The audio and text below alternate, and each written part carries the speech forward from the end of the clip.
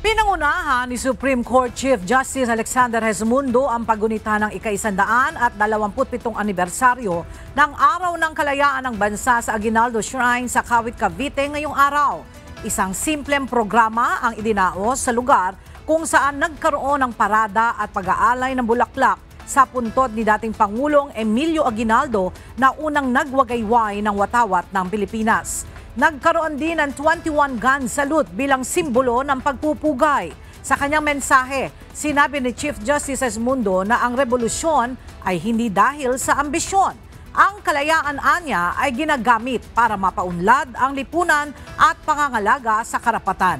Binigyan din ito na ang tunay na kalaban ay hindi ang mga dayuhan kundi ang katiwalian.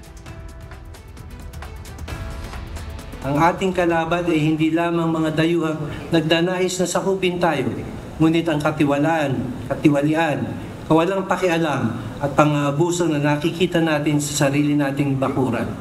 Ngayon, hindi lamang sa larangan ng digmaan makakamit ang ninanais nating pagbabago. Ito ay nakakamit na rin sa mga hukuman, paaralan at kung saan paman kung talagang gugustuhin natin.